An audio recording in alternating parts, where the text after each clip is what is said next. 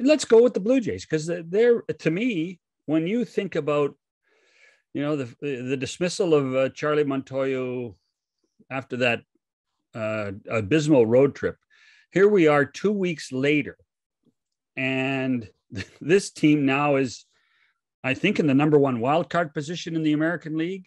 You're right. What a difference. That was a song. What a difference a day makes, but what a difference 2 weeks makes. I'm not sure the competition on the weekend was, Major League Baseball competition, but oh my God. That was about the poorest defensive display I've seen from a baseball team over 3 games, probably in my life. Like, that's how bad it was. The Boston Red Sox are a complete and total mess right now. Yeah. And 8 or 9 guys on the injured list, though, Bob. I mean, I get it. I get it.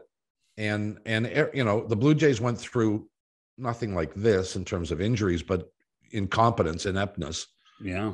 And now they bounced back to where they've got it 10 games over 500.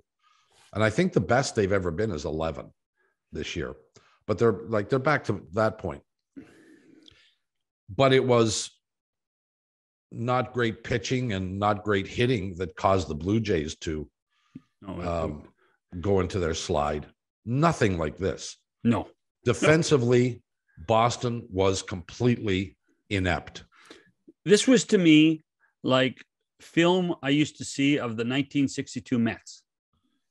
It really was.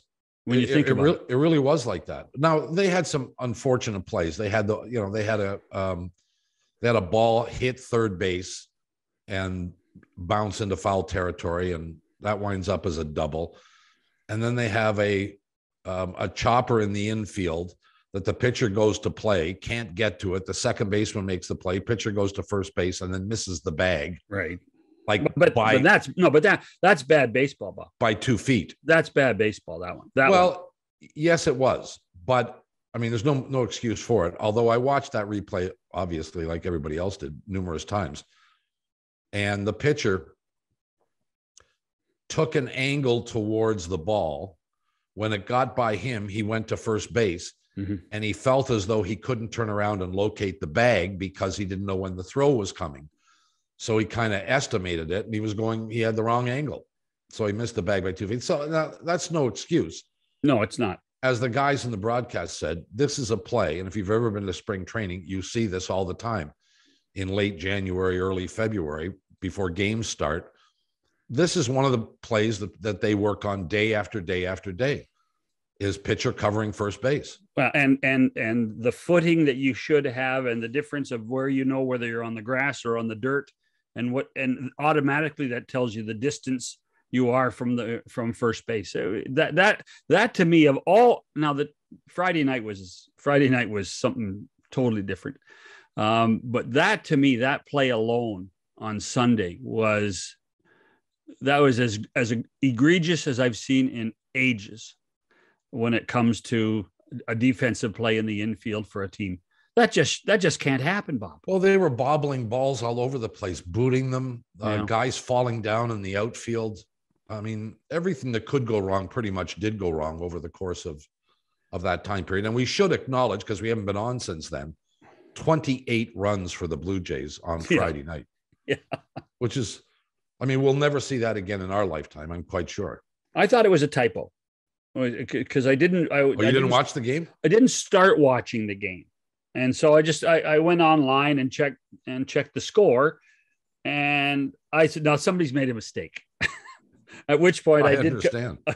At this point, I did go downstairs and started to watch, and I really couldn't believe it. It was, but even the start of the third game of the series, on Sunday, where if I tell you what, if you're a Red Sox, and actually Danny Schulman talked a little bit about this, because he was amazed how many people weren't there, even though they announced 34,000. He said there's only about 60% of that in the stadium.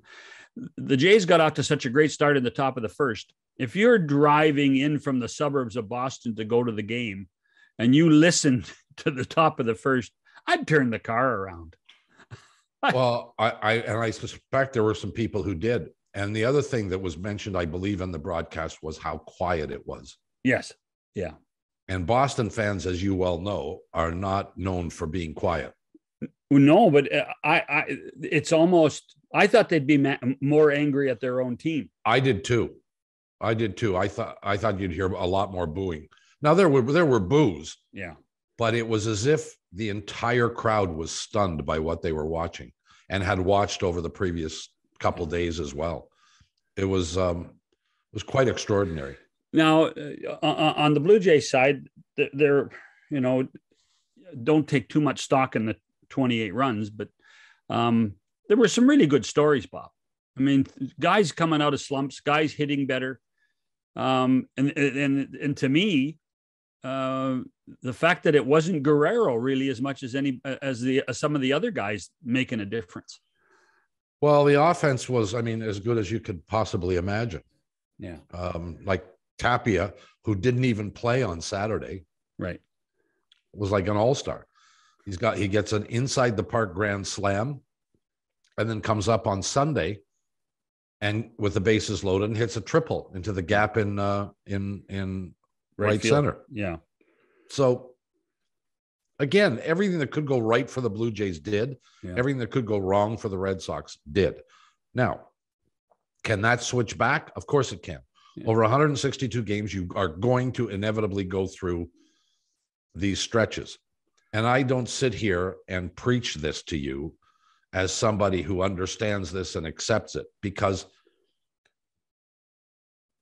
when I was on the air, I was a kind of a closet fan, if you will. Mm-hmm. You have to maintain some neutrality, if you will. And so now you're just a fan? Well, now I can just be a fan. Hodge is exactly the same way. No, Hodge is a little more critical than you are. Well, sure, but and that's fine. I have no issue with that. But when you become a fan, one of the things you allow yourself to do is get more worked up when your team plays 10 games and plays like crap. Mm-hmm. And you try and maintain some level of decorum when they play great for 10 games. And that's what's happened really over the last 20. It's really, if you look at 20 games, they're almost, mirror-like images of their performance. What are they, 9-1 in their last 10, I think? Yeah. And I don't think they were 1-9, but they may be 2-8 in the previous 10.